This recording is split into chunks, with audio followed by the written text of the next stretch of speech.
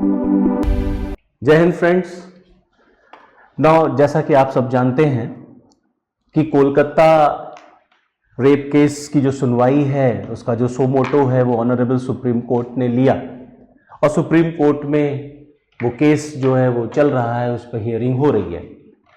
आज का ये जो टॉपिक है, आज जो हमारा आपके साथ डिस्कशन है, that is not related to that case जो ऑनरेबल सुप्रीम कोर्ट में सुना जा रहा है। और ऑलरेडी कलकत्ता का जो इंसिडेंट था उसके ऊपर मैंने आपसे बातचीत की है, उस पर मैंने एक वीडियो भी बनाया है। आज का जो टॉपिक है जो मैं आपके साथ डिस्कशन के लिए ले रहा हूं, that topic is also very important topic, क्योंकि जो टॉपिक आज का है वो एक जमाने में भारत का सबसे बड़ा सेक्स स्कैंडल के फॉर्म में उसको जाना जाता था, इंडियाज बिगेस्ट सेक्स स्कैंडल और the most underrated and the most under estimated और अंडर इन्वेस्टिगेटेड केस था हुआ। अब ऐसा मैं क्यों कह रहा हूं कि वो सबसे अंडर एस्टिमेटेड या अंडर इन्वेस्टिगेटेड जो है वो केस था, क्योंकि बहुत साल बीत गए उस केस को, 32 साल, एंड आफ्टर 32 इयर्स अब तो बहुत सारे जो उसकी जो विक्टिम्स थी, जो लड़कियां विक्टिम्स थी, उनमें से तो बहुत सारी लड़कियां आज मां हैं, मदर हैं, और बहुत सारी लड़कियां तो ग्रैंड मदर हैं। और मैं आज आपके साथ वो केस जो है वो डिस्कस करने जा रहा हूं, उससे रिलेटेड कुछ इंफॉर्मेशंस शेयर करने जा रहा हूं, जिस केस को हम लोग अजमेर केस के नाम से जानते हैं। अजमेर 1992 बड़ा फेमस केस हुआ था उस समय जब ये कांड हुआ था, जहां पर एक नहीं, दो नहीं, 10 नहीं, बल्कि 100, 150, 200 लड़कियों के साथ गैंग रेप और एक तरीके से सेक्स स्कैंडल कह लीजिए किया गया था। ब्लैकमेलिंग शुरू हुई थी। इसी टॉपिक पर आज हमारा जो है ये डिस्कशन है आपके साथ। और चर्चा का विषय मैंने इसलिए इसको उठाया क्योंकि अभी इस केस से रिलेटेड 6 एक्यूज्ड को लाइफ इंप्रिजनमेंट सुनाया गया है। अभी 3-4 दिन पहले की बात है। इससे रिलेटेड जितने भी एक्यूज थे, आई थिंक 18 एक्यूज जो है इसमें बुक किए गए थे। 18 लोगों के ऊपर केस चला था और 18 में से कुछ को तो पहले ही सजा हो गई थी और अभी 6 लोगों को और जो है वो लाइफ इंप्रिजनमेंट सुनाया गया। So that's why I thought कि ये केस जो है, ये जो टॉपिक है, ये बड़ा इंपॉर्टेंट है और आपको इसके बारे में पता भी होना चाहिए, जिसको हम लोग अजमेर 92 के नाम से जानते हैं। नाउ अभी लास्ट टाइम अगर आप देखेंगे तो इस पर एक फिल्म भी बन चुकी है। बड़ा चर्चा का विषय थी, बड़ा कंट्रोवर्शियल इशू था, काफी विरोध हुआ था, मुस्लिम कम्युनिटी की तरफ से बड़ा विरोध इस पर जाहिर किया गया था, क्योंकि ये उनका कहना था कि इसमें जो मुस्लिम कम्युनिटी को डिफेम किया गया है वो ठीक नहीं है।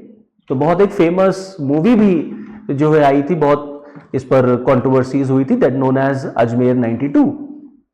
तो ये कांड क्या था, ये टोटल किस तरीके से क्या चीजें सब घटी थी, इस पर हम लोग जो है वो डिस्कशन शुरू करते हैं। तो एक्चुअली में घटना ये घटी कि मैंने आपको बताया इसका नाम अजमेर इंसिडेंट है, अजमेर सेक्स स्कैंडल है। तो अब इसी बात है, ये जो इशू है वो अजमेर से है और आप सब साथी मेरे जानते हैं कि अजमेर जो है वो बेसिकली राजस्थान का एक बहुत ही फेमस प्लेस है और काफी पवित्र जगह के रूप में उसको माना जाता है अजमेर को। स्पेशली अजमेर अगर आप देखेंगे तो 2 चीजों के लिए बहुत फेमस है। एक तो वहां पर 2-3 बड़े लैंडमार्क स्कूल हैं, कॉलेजेस हैं, जैसे सोफिया गर्ल्स कॉलेज है वहां पर, एक सीनियर सेकेंडरी स्कूल है, और दूसरा मेयो कॉलेज है, that is also very famous. और दूसरा अजमेर जाना जाता है अपने दरगाह के लिए, अजमेर शरीफ के लिए जाना जाता है, जो कि बहुत ही एक पवित्र जो है स्थान है, ना केवल मुस्लिम कम्युनिटी के लिए, अदर कम्युनिटीज के लिए। बहुत सारे हिंदू लोग भी जो हैं, अलग अलग रिलीजन के लोग भी हैं जो वो अजमेर शरीफ जाते हैं। और इस बात को लेकर के अजमेर को और राजस्थान को बड़ा गर्व होता है, बहुत प्राउड फील होता है कि ख्वाजा मोइनुद्दीन चिश्ती ने जो है वो अजमेर को चुना एक अच्छा संदेश देने के लिए, पैगाम देने के लिए, मानवता का जो है एक तरीके से प्रचार करने के लिए, और सबके बीच में भाईचारा, मतलब ओवरऑल अच्छी अच्छी चीजों को सिखाने के लिए उन्होंने अजमेर की धरती को जो है वो चुना। इसके लिए अजमेर को बड़ा प्राउड भी होता है और ठीक भी होना भी चाहिए। लेकिन उसी धरती पर यह कांड हुआ, और यह कांड हो रहा है 92 में। 92 में सोफिया कॉलेज की एक नहीं, दो नहीं, तीन नहीं, मैंने आपको बताया ना 100+। हालांकि तमाम जो रिपोर्ट्स हैं वो अपनी अपनी जगह से अब अलग अलग रिपोर्ट्स करते हैं। कोई कहता है 10 लड़कियां थी, कोई कहता है 20 लड़कियां थी, क्योंकि इस केस पर राजनीति भी बहुत हुई। इस केस पर जो है बहुत जबरदस्त इस केस का पॉलिटिसाइजेशन हुआ, क्योंकि केस इतना बड़ा था। इस केस को दबाने की भी कोशिश की गई कि केस किसी तरीके से मीडिया में नहीं आ रहा हो। अब 92 में आप समझ सकते हो, उस समय इतना तो सोशल मीडिया था नहीं। कुल मिलाकर के 2 ही मीडियाज थे, एक प्रिंट मीडिया था, एक इलेक्ट्रॉनिक मीडिया था। तो कोई भी न्यूज जो है ना वो रातों रात स्प्रेड नहीं होती थी, इतनी तेजी से स्प्रेड नहीं होती थी जैसे आज स्प्रेड हो जाती हैं। तो अब 92 की बात है, आप समझिए। तो उस समय कुल मिलाकर के, लेकिन फिर भी एक ऑथेंटिक सोर्स से अगर मैं आपको बताऊं तो यह है कि 100 से 150 लड़कियां जो थी वो इसकी कल्प्रिट बनती हैं, विक्टिम बनती हैं। अब ये कहानी शुरू कैसे होती है, तो अब इसमें एक्चुअली में जो लोग इन्वॉल्व थे वो एक विशेष समुदाय से लोग इन्वॉल्व थे। मतलब इसमें most of the people were from Muslim community, और वो जितने भी लोग इन्वॉल्व थे वो दरअसल जो है वो खादिम फैमिली से आते थे, जो चिश्ती फैमिली से बिलोंग करते थे, और वो दरगाह के केयर टेकर थे। मतलब बहुत ही इन्फ्लुएंशियल लोग थे, बहुत ही प्रभावशाली लोग थे, जिसमें 2 लोग जो है वो बड़े इंपॉर्टेंट थे। एक आपके फारूक चिश्ती और एक आपके नफीस चिश्ती। हालांकि बहुत तमाम और भी लोग थे, लेकिन ये 2 लोग थे वो ज्यादा इसमें मतलब एक तरीके से आप कह लीजिए मास्टर माइंड के रूप में थे, क्योंकि इतनी बड़ी जगह से आते थे, इतने रसूखदार लोग थे, इतने इन्फ्लुएंशियल लोग थे। तो ऑब्वियस सी बात है, सरकार प्रशासन को 10 बार सोचना पड़ेगा ऐसे लोगों के ऊपर हाथ डालने से। एक फोन कॉल पर मतलब मुख्यमंत्री के जो को मतलब डीएमएसपी को छोड़िए, मुख्यमंत्री की जो है कोई औकात नहीं होती थी। सरकारें जो है वो हिल जाया करती थी। और ये 90 का दौर है, अब आप समझ सकते हैं 90s के टाइम पे हमारे देश में किस तरीके से तुष्टीकरण, अपीजमेंट की पॉलिसी उस समय हो रही थी। जो वो दौर चल रहा था राजनीति का, चाहे वो केंद्र की सरकार हो, चाहे वो राज्यों की सरकारें हो। तो कांग्रेस की यहाँ पे गवर्नमेंट थी राजस्थान में उस समय। भैरव सिंह शेखावत यहाँ के जो है वो मुख्यमंत्री हुआ करते थे। तो कुल मिलाकर के जब ये न्यूज निकल के आई, तो न्यूज कैसे निकल गई, लीक हो गई। फिल्म में फोटोज जो है ना वो लीक हो गई थी। तो हुआ ये था कि कैसे लड़कियां, जो 100 लड़कियां थी, वो कैसे इन लोगों के संपर्क में आई, इस पर कोई मतलब एक जो है एक तरीके से कह लीजिए कोई ऑथेंटिक जानकारी तो नहीं है, लेकिन हाँ तमाम लोगों की तरफ से जो बातें निकल के आई, मीडियाज और तमाम लोकल लोगों की तरफ से, वो ये रहा कि सोफिया कॉलेज, जो कि बड़ा फेमस कॉलेज है, जहां पर ज्यादातर बच्चे जो है, लड़कियां जो है वो हॉस्टल में ही रहा करती थी, और बहुत ही अच्छे फैमिली की बच्चियां जो है वहां पढ़ा करती थी। 16-17 साल की जो है लड़कियों की एज ग्रुप रही गई थी जिनको टारगेट किया गया था। और जो इसमें एक्यूज्ड थे वो जो थे वो बेसिकली 25-26 साल के लड़के रहे होंगे। तो अब आप समझ लीजिए कि 16-17 साल की लड़कियां जो हैं वो इनके संपर्क में कैसे आई। तो कोई लोग कहते हैं कि पब्लिक ट्रांसपोर्टेशन से संपर्क में आई। मतलब जो है राजस्थान में पब्लिक ट्रांसपोर्टेशन का यूज ज्यादा होता था, आज भी ज्यादा होता है। तो उसमें जो है पब्लिक ट्रांसपोर्टेशन, बस से सफर करते हुए कहीं दोस्ती यारी हो गई, जो है रेस्टोरेंट में, कहीं कॉफी वॉफी शॉप पर कहीं दोस्ती यारी हो गई, क्योंकि जो लड़के थे वो भी बहुत इन्फ्लुएंशियल फैमिली से आते थे, बहुत रसूखदार परिवार था उनका भी, पैसे वाले लोग थे। तो वहां से कहीं से दोस्ती आई। कोई लोग कहते हैं कि कहीं पार्टी शाल्टी में मुलाकात हो गई। बहुत सारे लोग कहते हैं कि लड़के के थ्रू जो है वो संपर्क में आए। एक लड़का था, वो पहले इन लोगों का विक्टिम बना, उसको जो है वो सुडूस किया गया, उसकी कुछ ऑब्सीन फोटोज ली गई, उसको ब्लैकमेल किया गया। फिर वो जो लड़का था वो इस लड़की का, जिसको विक्टिम बनाया जाएगा, उसका वो बॉयफ्रेंड था। मतलब both were girlfriend and boyfriend, both were in relation. वो लड़का जो है अपनी फ्रेंड को इंट्रोड्यूस कराता है इन लोगों से। फिर वहां से ये चेन शुरू होती है। वहां से वो जो लड़कियां हैं उनके साथ जो है फिजिकल रिलेशंस बिल्डअप किए जाते हैं, सेटअप किए जाते हैं, फोटो वोटो ली जाती है और अब वहां से फोटोज जो है उसके थ्रू ब्लैकमेलिंग शुरू होती है कि नहीं, अब तुमने अगर मेरा साथ नहीं दिया तो हम जो है ये फोटोज जो है लीक कर देंगे, मीडिया पे आ जाएगा वगैरह वगैरह। तो वहां से एक लड़की, फिर 2 लड़की, फिर ऐसे 3 लड़कियां, फिर 10 लड़कियां, ऐसे करते करते चेन सी जो है वो बनती चली गई। फिर एक लड़का इन्वॉल्व हुआ तो उसका कोई दोस्त इन्वॉल्व हुआ, तो ऐसे करते करते तमाम लड़के भी इसमें इन्वॉल्व हो गए और कहा जाता है बहुत बड़े बड़े पॉलिटिशियंस के लड़के भी जो हैं वो इसमें इन्वॉल्व हुए। तो कुल मिलाकर एक बहुत बड़ा स्कैंडल ये जो है बना। अब ऑब्वियस सी बात है, जब फोटो खींची जाएगी तो उसको पब्लिश भी किया जाएगा, मतलब उसको क्लीन भी कराया जाएगा। तो फोटो जो है वो डेवलप होने के लिए लेबोरेटरी में जाएगी। तो लैब वगैरह में जब फोटो गई तो वहां पर जो फोटोज डेवलप हुई तो लोगों ने वहां देखा।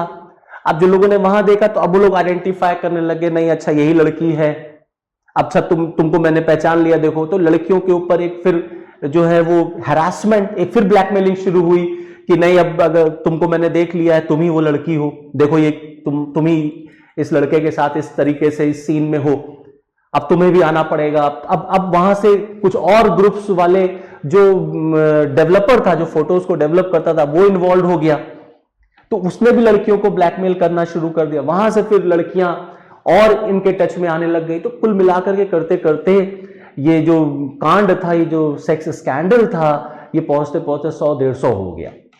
अब जाहिर सी बात है, ऑब्वियस सी बात है कि कोई भी कांड इतना बड़ा हो रहा है तो छुपेगा नहीं, कहीं ना कहीं से तो लीक होगा ही होगा। उसी तरह से ये जो कांड था ये लीक हुआ।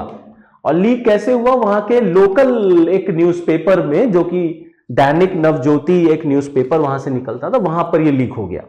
और लोकल एक प्रेस रिपोर्टर थे वहां के, संतोष गुप्ता जी, उन्होंने इस पूरे मैटर को हाईलाइट किया और मैटर जो है अब मार्केट में आया, लीक हुआ। जब मार्केट में मैटर आया, लीक हुआ, तब तहलका मचा। तब लोगों को पता चला अरे कितना बड़ा कांड हो गया, कितना बड़ा स्कैंडल हो रहा है। गवर्नमेंट के ऊपर प्रेशर बिल्डअप, आनन फानन में पुलिस को जो है एफआईआर लिखनी पड़ी, पुलिस को केस ट्रांसफर हुआ। अब क्योंकि इतने इन्फ्लुएंशियल लोग इन्वॉल्व है तो किसकी हिम्मत, कौन इतने बड़े लोगों पर हाथ डाल देगा। तो मैटर को दबाने की कोशिश की गई। कांग्रेस, मुस्लिम तुष्टीकरण, मुस्लिम अपीसमेंट की पॉलिसी उनकी, तो उन्होंने दबाने की कोशिश की, नहीं नहीं बिल्कुल भी आपको हाथ नहीं डालना है, भाई वोट बैंक पॉलिटिक्स है, वोट बैंक है। तो कहा गया नहीं नहीं बिल्कुल दबाओ, उसको टच नहीं करना चाहिए। तो धीरे धीरे वहां मैटर दबा, लेकिन मैटर फिर हाईलाइट होने लग गया। तमाम और एनजीओ, तमाम और जो है विश्व हिंदू परिषद के लोग, अखिल भारतीय विद्यार्थी परिषद के लोगों ने इसको मैटर को उठाया, धरना प्रदर्शन शुरू हुआ। तब मैटर वहां से सीआईडी को गया। तब फिर फाइनली जो है वहां पर एक प्रोसेस शुरू हुआ।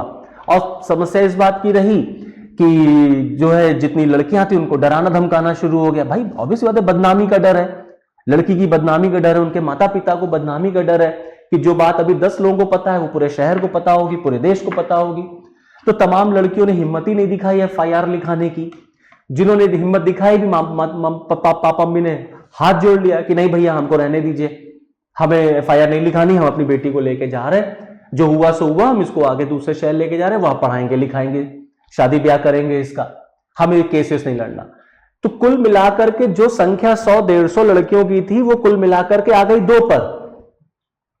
तो 2 लड़कियों ने फिर बड़ी हिम्मत दिखा करके जो है एफआईआर लिखाया, सारा केस वेस हुआ और मैटर जुडिशरी में आया। और मैटर जो है वो supreme court, high court, lower court होते होते मतलब सुप्रीम कोर्ट तक पहुंचा। अब फाइनली जाकर के फिर वहां पर जो है पनिशमेंट, लंबा केस चला और फिर फाइनली जो है वहां पर 18 लोगों के ऊपर टोटल केस फाइल हुआ था। और वहां से फिर चीजों को जो है 1 साल, 1.5 साल, 2 साल, 5 साल केस लड़ते लड़ते लड़ते लड़ते सबको पनिशमेंट दिया गया। तो कुछ लोगों को पहले पनिशमेंट हो गया था, अभी 6 लोगों को पनिशमेंट हुआ। तो जैसे फॉर एग्जांपल 1992 में मैंने आपको बताया कि नवज्योति में, ये अखबार में ये खबर छपती है और पुलिस जो है वो केस दर्ज करती है। फिर 98 में अजमेर के सेशन कोर्ट ने 8 आरोपियों को आजीवन कारावास की सजा सुनाई थी। 2001 में राजस्थान हाई कोर्ट ने 4 लोगों को इस केस से बरी कर दिया था। बारीकियों की सजा कुछ कम, बाकियों की जो सजा थी वो कुछ कम कर दी गई थी। 2003 में सुप्रीम कोर्ट ने आजीवन कारावास से सजा घटाकर 10 साल कर दी। और अभी फाइनली 6 लोगों को जो है वो फाइनल जो है आपका लाइफ इंप्रिजनमेंट की सजा फिर से सुनाई गई है। तो ये जो केस हुआ था राजस्थान का, बड़ा हाईलाइटेड केस था उस समय का। लेकिन ये इन्वेस्टिगेशन अंडर इन्वेस्टिगेटेड केस ये था, क्योंकि 1992 का अगर आप देखेंगे तो वो जो साल था वो बाबरी मस्जिद वाला भी साल था। अयोध्या वाला केस उस समय हुआ, बाबरी मस्जिद एंड राम जन्मभूमि वाला जो विवाद था, मैटर जो है वहां से शिफ्ट होके यहां आ गया। देश की पूरी राजनीति अयोध्या पे सेंट्रलाइज हो गई। कई राज्य की सरकारों को सस्पेंड कर दिया गया था, वहां पे राष्ट्रपति शासन लग गया था। तो कुल मिलाकर के हुआ क्या कि मैटर जो है वो अयोध्या वाला मैटर जो था वो ज्यादा हाईलाइटेड हो गया, तो ये मैटर ऑटोमेटिकली अपने आप दब गया। लेकिन फाइनली 32 साल बाद, अब आप समझिए 32 साल बाद जो है इस केस में बाकी लोगों को सजा हो रही है, तो कितना लंबा इंतजार जो है हमारे देश में करना पड़ता है न्याय लेने के लिए। और मैंने आपको बताया उसमें से कई लड़कियां तो अब नानी और दादी बन गई हैं। उसमें से एक लड़की जो है नानी बन करके जो है अदालत पहुंची थी कि बस अब मुझे जो है केस वेस नहीं लड़ना, जो हो गया सो हो गया। तो इस तरीके से मतलब जो है भारत में, हमारे देश के अंदर जो न्याय व्यवस्था है उसकी हालत है कि 30 साल 40 साल आदमी केस लड़ लेता है, उसका पूरा जीवन निकल जाता है। इस पर हमें सोचने और विचारने की जरूरत है, जिससे हम सिर्फ न्याय होने की बात ना करें, न्याय होते हुए दिखना भी चाहिए। So this is all. जय हिंद।